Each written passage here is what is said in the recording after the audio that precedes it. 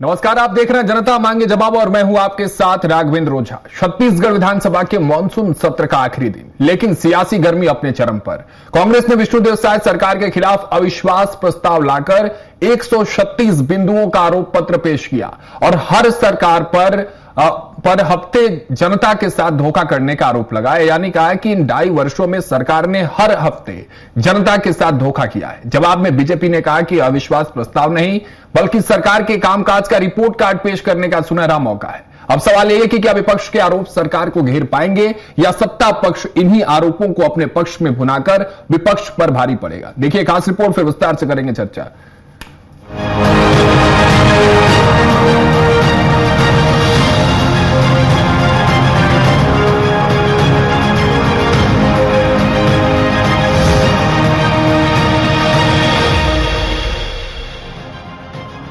छत्तीसगढ़ विधानसभा के मानसून सत्र के आखिरी दिन कांग्रेस ने साय सरकार के खिलाफ अविश्वास प्रस्ताव पेश कर सियासी माहौल गरमा दिया। नेता प्रतिपक्ष डॉक्टर जॉनदास महंत ने सरकार के 136वें सप्ताह का हवाला देते हुए 136 बिंदुओं का आरोप पत्र सदन में रखा। उन्होंने आरोप लगाया कि सरकार ने हर सप्ताह जनता, युवाओं, किसानों और महिलाओं के साथ वादा खिलाफी की है। महंत ने कहा कि ये केवल विपक्ष का नहीं बल्कि प्रदेश की जनता का आरोप पत्र है और सरकार को हर सवाल का जवाब देना होगा। दूसरी ओर सत्ता पक्ष ने इन आरोपों को पूरी तरह से खारिज करते हुए जवाब देने की तैयारी कर ली। अविश्वास प्रस्ताव पर सदन में उस वक्त हल्का फुल्का सियासी तंज भी देखने को मिला जब बीजेपी विधायक अजय चंद्राकर ने कहा कि विधानसभा के 25 साल के इतिहास में पहली बार नेता प्रतिपक्ष खुद अविश्वास प्रस्ताव की शुरुआत कर रहे हैं, जिससे लगता है कि उन्हें अपने ही विधायकों पर भरोसा नहीं।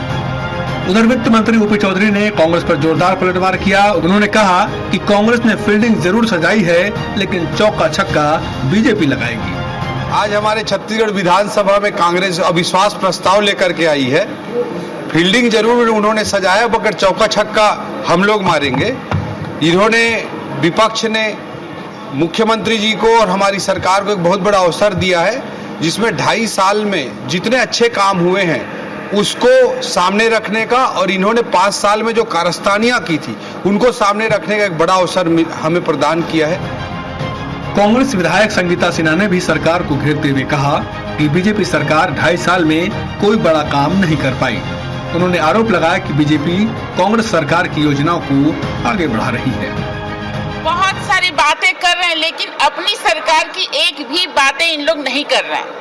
इस बात को मैंने अजय चंद्राकर जी से कहा कि आप अपनी सरकार की बात कीजिए कि आपकी सरकार ने 2.5 साल में क्या किया, लेकिन उनके पास कुछ भी नहीं है क्योंकि 2.5 साल में भारतीय जनता पार्टी की सरकार कोई भी ऐसा काम नहीं की है जिसकी सराहना की जाए।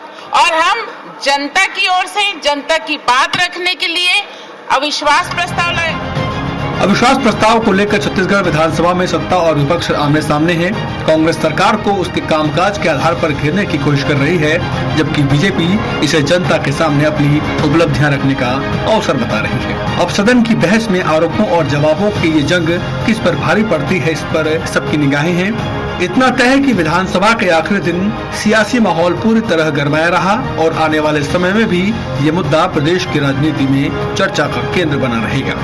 स्वराज एक्सप्रेस के लिए रायपुर से दिलीप साहू की रिपोर्ट।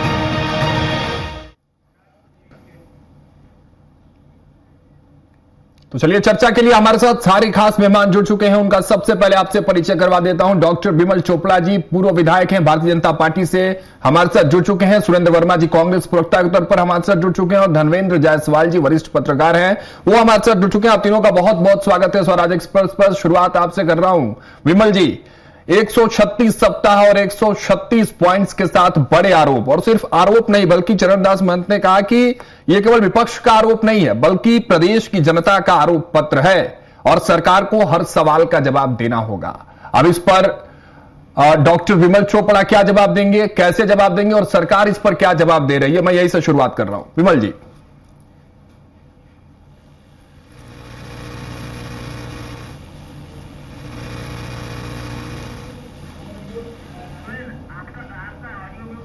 विमल जी आपका ऑडियो म्यूट है, अगर आप उसको एक बार ओपन कर लें तो आपकी आवाज पहुंचे।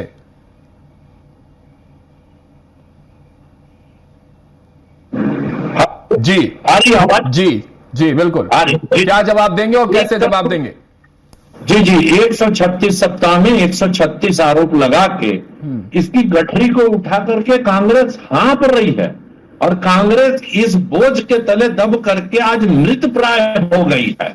आप ये देखिए 136 सप्ताह के बाद जब भारतीय जनता पार्टी की सरकार आई उसके बाद से लोकसभा का चुनाव हुआ। इतने सप्ताह में इन लोगों ने इतने आरोप लगाए, क्या ये लोकसभा का चुनाव जीत पाए? उसके बाद जो है नगरीय निकाय के चुनाव आए, ये आरोप लगाते रहे, इनकी पिटाई हो गई, ये हार गए पूरी तरह से। उसके बाद जिला पंचायत के चुनाव आए, जिला पंचायत के चुनाव में ये पूरी तरह पिटे। अब ये बताइए कि इतने सारे चुनाव हो गए और आरोप पे आरोप लगा रहे हैं, जनता इनके आरोपों को झूठा मान रही है। इतने सारे चुनाव हो गए, इतनी सारी जो है जनता की जो लाभप्रद योजनाएं हैं वो लोगों तक पहुंच रही है और जनता का विश्वास आज भी भारतीय जनता पार्टी पे बना हुआ है। और ये अविश्वास प्रस्ताव विधानसभा में लाएंगे विपक्ष का अविश्वास तो बुरी क्यों है? तरह आप कह रहे हैं कि जो है सब वहां कुछ भी इतना पीटे अच्छा है। जाएंगे। विमल जी, आप कह रहे हैं कि सब कुछ बढ़िया है, सब कुछ इतना अच्छा है, तो विपक्ष को आखिर अविश्वास प्रस्ताव लाने की नौबत क्यों आई? नौबत क्या है? ये तो जिस डाल पे बैठे उसी को काट रहे हैं और सिर मुड़ाते ही ओले पड़ने वाले हैं इनके सिर पे। ये जान रहे थे लेकिन इनके बीच जो है गुटबाजी है, सामंजस्य नहीं है। तो एक बोलता है लाओ, एक बोलता है नहीं लाओ, और हर बार अविश्वास प्रस्ताव पे ये मात खाए, इस बार भी मात खाएंगे। और लाने की जरूरत ये समझ नहीं आ रहा है। जनता का विश्वास जो है वो भारतीय जनता पार्टी पे है। इतने चुनाव हो गए, उसके बाद यदि एक राजनीतिक दल को समझ नहीं आता कि जनता का विश्वास आज भी भारतीय जनता पार्टी पे है, 136 सप्ताह 136 जो है वो आरोप, अरे आप इतने चुनाव हार गए, कम से कम उसके पहले के सप्ताह के जितने आरोप आपने लगाए उसको तो वापस रख। सुरेंद्र जी, ठीक है, लौटूंगा आपके पास।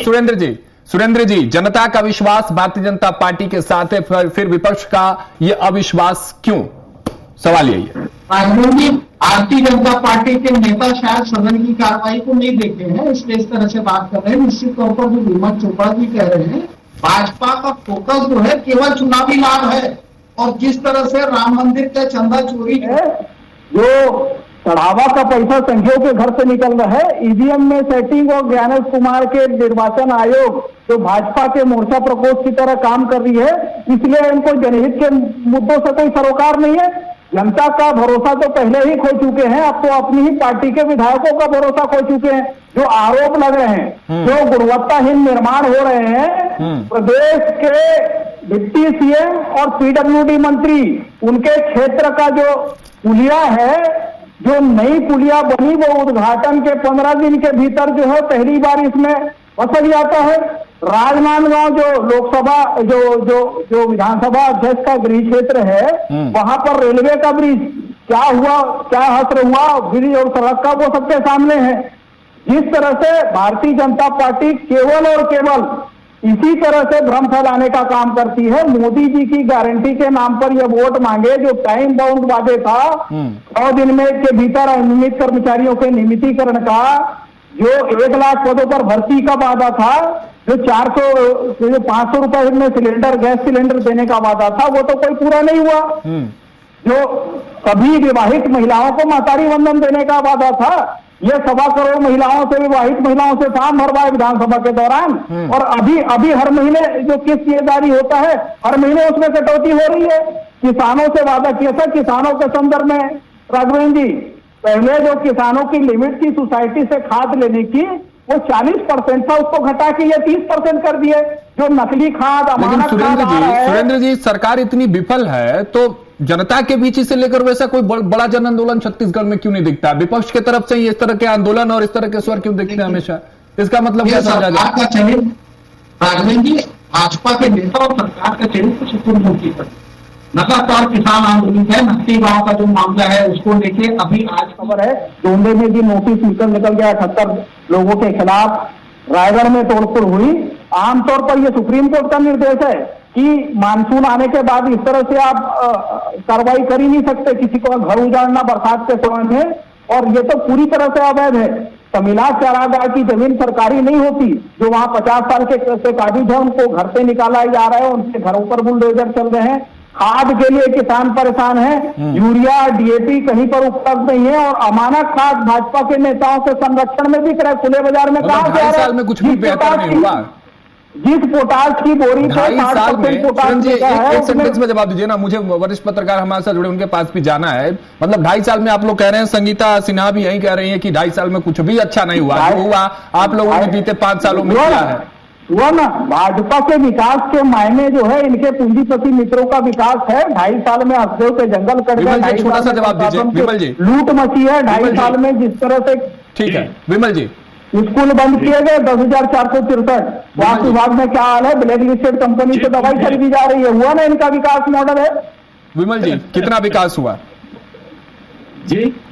विकास को लेकर सवाल उठाए जा रहे हैं। संगीता सिन्हा भी कह रही है कि 2.5 साल में ऐसा कोई काम नहीं हुआ कि जिसको लेकर उपलब्धियां आप लोग गिना पाए। जो भी हुआ बीते सरकार में हुआ, तमाम ऐसे आरोप है। उसको लेकर मैं चाहता हूं छोटा सा जवाब दे, फिर मैं धनवेंद्र जी के पास पहुंचूंगा। तस्वीरें समझ गिना दूंगा इनको उपलब्धि कि कांग्रेस की उपलब्धि क्या है। आज वो सब जेल में, अपनी बताओ, हर साल में हो चाहे आबकारी हो, चाहे जमीन का घोटाला हो, चाहे चावल का घोटाला हो, आज सब जेल में। वो बताने की जरूरत नहीं उनकी उपलब्धि। कौन है जेल में? बता दूं इनको मैं कि 5 नए मेडिकल कॉलेज जो है उनकी अनुमति मिली अभी। भारतमाला आदेश दिखा दीजिए, वो चालू हो रहा है। रेलवे स्टेशन जाकर के हमारे वर्मा जी ढूंढ के देख लें कि इनके शासन का और हमारे शासन का रेलवे स्टेशन क्या है करके। आपको बता देता हूं मैं कि 3,500 करोड़ की नदी जोड़ो परियोजना चल रही है यहाँ। अब ये विकास इनको दिखेगा नहीं, क्योंकि ये तो जो है ऐसा चश्मा लगाए काला कि इनको बाहर का कुछ दिखना नहीं है। भारतीय जनता पार्टी का विकास नहीं दिखना, अपना भ्रष्टाचार नहीं। ये जो है जब सरकार में रहेंगे तो उसके पहले कहेंगे विपक्ष में कि नक्सलवाद के लिए जो हीरम घाटी में हुआ, हमारे पास उसका प्रूफ जेब में है। और जब सरकार बनेगी, वर्मा जी चश्मा उतार के देखिए ना। वर्मा जी कह रहे हैं चश्मा उतार के देखिए, सब कुछ दिखेगा। देखिए राघवेंद्र जी, ये मोदी अधीन का असर है, अंधभक्तों की यह बीमारी है। 42,000 करोड़ रेलवे छत्तीसगढ़ से हर साल वसूलती है। माल भाड़ा में बिलासपुर रेलवे जोन पूरे देश में अग्रणी है, और ये 2,000-3,000 करोड़ का एहसान जताना बंद कर दीजिए। जिस तरह से छत्तीसगढ़ में भ्रष्टाचार अभी की सरकार में हो रहा है, 3,870 करोड़ शराब की ओवर रेटिंग से यह सरकार पिछले 2.5 साल में वसूली है। 85,000 जो बोतल है उसमें 60 रुपए से लेके 80 रुपया ये अतिरिक्त वसूली कर रही है इस सरकार में। रोज की बिक्री 28,65,000 बोतल है। चलिए ठीक है, अविश्वास प्रस्ताव को लेकर आज थोड़ा सा बात कर रहे हैं ना धनवेंद्र जी। नहीं ठीक है, बात आगे वर्मा जी आपकी। डॉक्टर साहब के पास अपनी बात रखिएगा। धनवेंद्र जी जरा वर्मा जी शिक्षक नौकरी से निकाल दिए। ठीक है वर्मा जी। कर्मियों की क्या हालत है? सुरेंद्र जी लौटूंगा सर आपके पास, रुक जाइए थोड़ी देर। धर्मेंद्र जी अविश्वास प्रस्ताव को लेकर जरा से बातचीत कर लेते हैं। कांग्रेस के इस अविश्वास प्रस्ताव को आप अपने अनुभव से किस तरह से देख रहे हैं? क्या ये सिर्फ राजनीतिक औपचारिकता है या इसके पीछे कोई बड़ा एक पॉलिटिकल मैसेज कांग्रेस इस वक्त छत्तीसगढ़ में देने की कोशिश कर रही? धर्मेंद्र जी। अविश्वास प्रस्ताव जो है वो संख्या बल का खेल होता है। सदन में यदि संख्या बल सरकार के पक्ष में है तो अविश्वास प्रस्ताव का गिरना तय है। और छत्तीसगढ़ विधानसभा के जो आंकड़े हैं उसमें स्पष्ट है कि ये जो अविश्वास प्रस्ताव आया है ये ध्वस्त होगा। लेकिन अविश्वास प्रस्ताव सरकार को आईना दिखाने का एक माध्यम होता है, सरकार के कामकाज की सदन में समीक्षा का एक माध्यम होता है। जब विपक्ष अविश्वास प्रस्ताव लेकर के आता है तो उस पर व्यापक चर्चा होती है, उस पर कुछ सारी बाउंड्रीज टूटती है और जब सरकार के कामकाज की समग्र समीक्षा होती है। आज विपक्ष ने 136 हफ्ते के अनुकूल 136 आरोपों के साथ 151 पेज का आरोप पत्र जो सदन में प्रस्तुत किया, उस पर चर्चा शुरू हुई। तो सत्ता पक्ष को अपनी उपलब्धियां बतानी थी, जो विपक्ष ने जो आरोप लगाए हैं उसको कंडेम करना था। हुआ इसके ठीक उल्टा। विधानसभा में जब चर्चा की शुरुआत हुई तो जिस तरीके से कांग्रेस ने इस सरकार की खामियों को गिनाया, उसको लेकर के चर्चा शुरू की नेता प्रतिपक्ष डॉक्टर चरणदास महंत ने, तो उन्होंने सरकार के एक एक बिंदु को लेकर के चर्चा शुरू की। और चूंकि उन्होंने कहा कि मेरा भाषण बहुत लंबा हो रहा है, मैं समेटना चाहता हूं, तो उन्होंने कुछ बिंदुओं का केवल जिक्र करके छोड़ दिया। दूसरी तरफ जब अजय चंद्राकर सत्ता पक्ष के प्रथम वक्ता के रूप में जब सदन में बोलने लगे तो उन्होंने अपनी सरकार की उपलब्धियां बताने के बजाय कांग्रेस के पिछले 5 साल का जो कार्यकाल रहा है, मतलब यानी 18 से 23 तक की जो सरकार चली, उसकी खामियों को गिनाना शुरू किया। उसको लेकर के विस्तार से उन्होंने चर्चा की और ये कहने का प्रयास किया कि कांग्रेस की सरकार ने ये गलतियां की। तो कांग्रेस की सरकार ने जो गलतियां की थी, उन गलतियों को सजा प्रदेश की जनता ने उनको दे दिया। 2023 के चुनाव में चूंकि कांग्रेस के सरकार ने जो कामकाज किए थे उसको यहाँ की प्रदेश की जनता ने स्वीकार नहीं किया, उसको अच्छा नहीं माना, लिहाजा उन्होंने सत्ता पलट दी और भारतीय जनता पार्टी की सरकार बनाने का मौका दिया भारतीय जनता पार्टी को। तो भारतीय जनता पार्टी की सरकार प्रदेश में है। अब उनको अपने 2.5 साल की जो उपलब्धियां हैं वो आज के अविश्वास प्रस्ताव की चर्चा के दौरान उनके आंकड़ों को जिक्र करना था।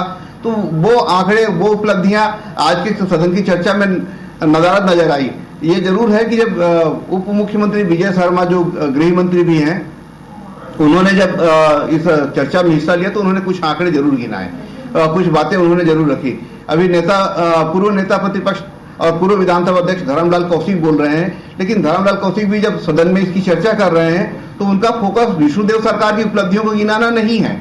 वो उन उपलब्धियों को गिनाने के बजाय भूपेश बघेल की सरकार में क्या क्या खामियां रही उस पर चर्चा हो रही, जिसका अब ज्यादा औचित्य नहीं रह जाता, क्योंकि उस सरकार के जो कामकाज थे उसका जनादेश उसके खिलाफ आ चुका है। तो अब भारतीय जनता पार्टी के सदस्यों को, सरकार के मंत्रियों को अपने सरकार की उपलब्धियां गिनानी चाहिए थी, वो इस चर्चा में दिखाई नहीं दे रहा है। और विपक्ष यदि सरकार को आईना दिखाने के लिए सदन में अविश्वास प्रस्ताव लेकर के आया है तो भारतीय जनता पार्टी के सदस्य बहुत आश्चर्यजनक रूप से कांग्रेस को आईना दिखाने की कोशिश कर रहे हैं। तो ये इस सदन का भी नजारा दिखाई देता है। बीच का एक दौर ऐसा भी आया जब सदन में काफी गर्मा गर्मी हुई, बलौदाबाजार कलेक्ट्रेट अग्निकांड को लेकर के जब चर्चा आगे बढ़ी और विजय शर्मा ने सीधे तौर पर कांग्रेस पर कुछ आरोप लगाए तो कांग्रेस ने इसका तीखा प्रतिवाद किया और सदन की कार्रवाई 5 मिनट के लिए रोकनी भी पड़ी थी। तो ये दिखता है कि आरोप प्रत्यारोप का दौर ज्यादा है। जो प्रदेश की समस्याएं हैं, प्रदेश के जो मुद्दे हैं उसको लेकर जो चर्चा होनी चाहिए थी, उस चर्चा की कहीं ना कहीं कमी दिखाई दे रही है। हो सकता है अभी ढेर सारे वक्त हैं, आधी रात के बाद तक ये चर्चा चलने वाली है, कुछ गंभीर मुद्दों पर चर्चा चले। हाँ, लेकिन ये जरूर है कि विपक्ष ने जो सुझाव दिए हैं उसको लेकर के सत्ता पक्ष के कुछ सकारात्मक रुख देखने को मिला है, ये बहुत अच्छी बात है। ठीक है राकेश, ये पूरी कार्रवाई को लेकर आपने टिप्पणी कर दी। वर्मा जी, ओपी चौधरी ने एक बात कही है, लौटता हूं आपके पास मेहुल जी, इसी सवाल के साथ लौटूंगा। ओपी चौधरी कह रहे हैं कि कांग्रेस ने फील्डिंग जरूर सजाई है लेकिन चौका छक्का भाजपा लगाएगी। ऐसा लग रहा है क्या कि इस राजनीतिक पिच पर कांग्रेस ने कोई ऐसा नो बॉल दे दिया है जो फ्री हिट है, उस पर बीजेपी कोई बड़ा हिट लगाएगी? तो क्या नो बॉल है? क्या अविश्वास प्रस्ताव ही आपको लग रहा है कि उनके लिए फ्री हिट साबित होगा? सरकार की हमारे नेताओं के द्वारा, नेता प्रतिपक्ष के द्वारा, चरणदास महंत के द्वारा जो 136 बिंदुओं का इस सरकार के कुशासन के पाप को, 136 हफ्ते के जो जन विरोधी पाप है उसको जो उजागर किया गया है, आमतौर पर ये होता है कि जो विपक्ष आरोप लगाता है सत्ता पक्ष जवाब देती है। जवाब इनके पास है नहीं, तो इनसे सवाल पूछा जाए तो ये पलट के सवाल करते हैं।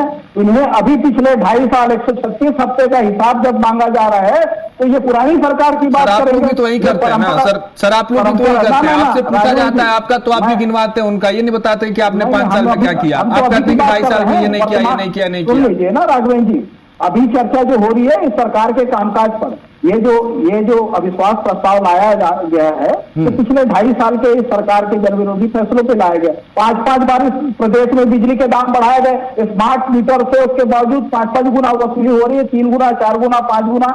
2 लोगों का परिवार है, उसके घर 8,000, 10,000 बिजली का बिल भेजा जा रहा है।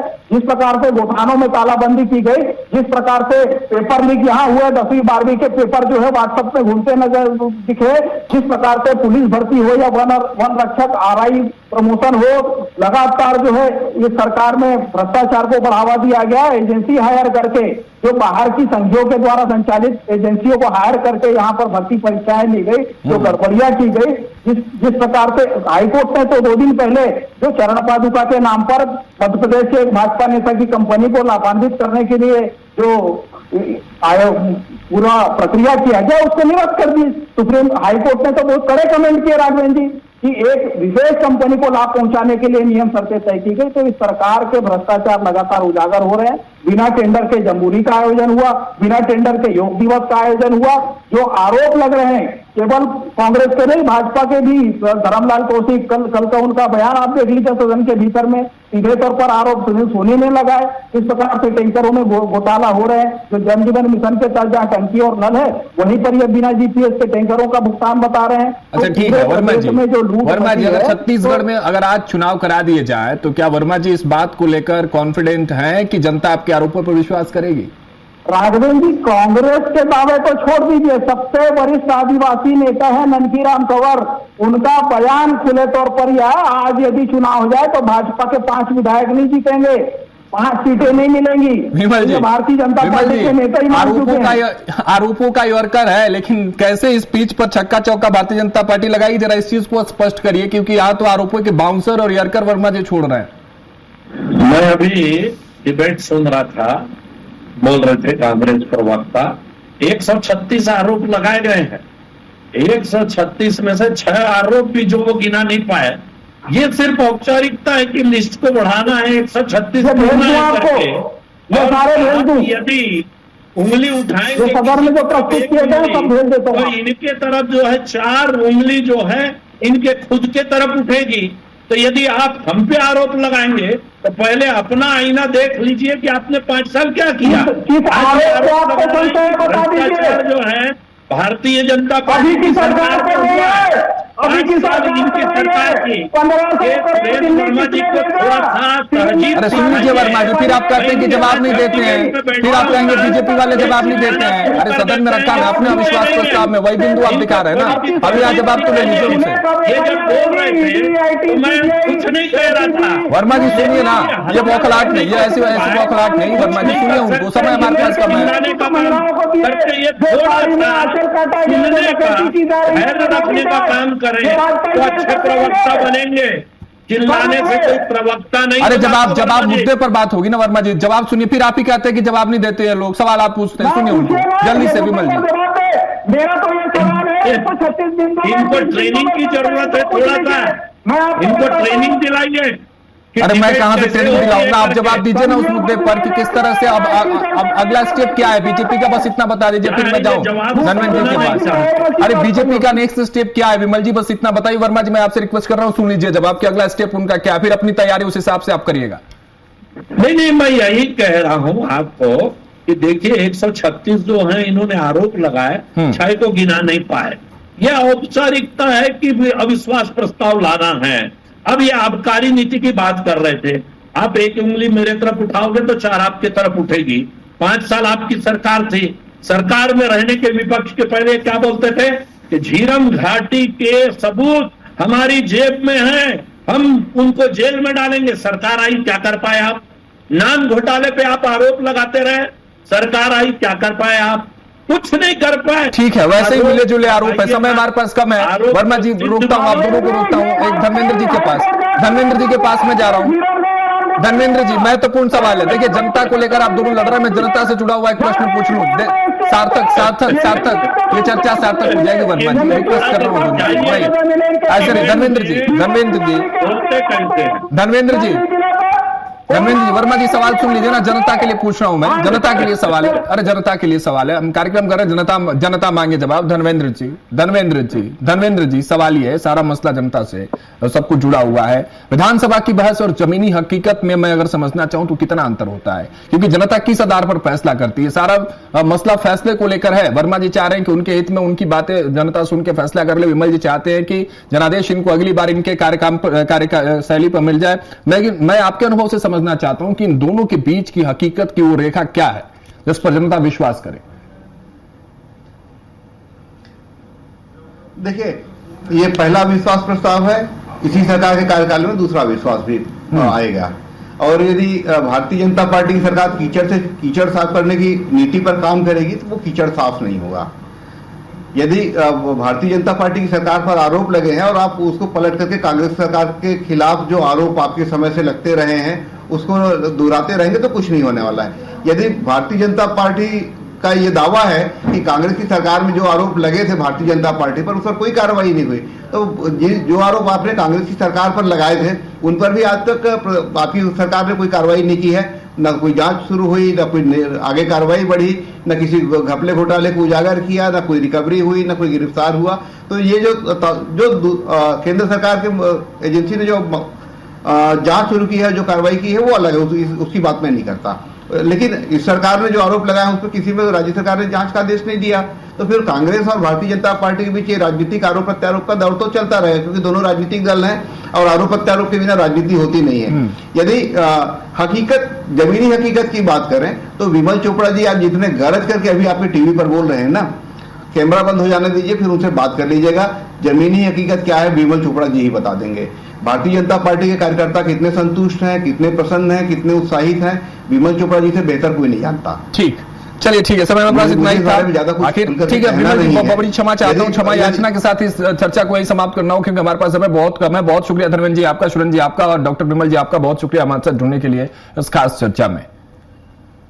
तो अविश्वास प्रस्ताव ने छत्तीसगढ़ की राजनीति को एक बार फिर से गरमा दिया है और एक तरफ कांग्रेस सरकार को घेरने की रणनीति पर आगे बढ़ रही, तो दूसरी ओर भाजपा इसे अपने कामकाज और उपलब्धियों को जनता के सामने रखने का मौका बता रही। अब सदन के भीतर की यह सियासी जंग जनता की अदालत में किसके पक्ष में जाती है, इस पर सभी की नजरें टिकी हुई है। फिलहाल मेरे साथ इस खास चर्चा में इतना ही। आप देखते रहिए स्वराज एक्सप्रेस। नमस्कार।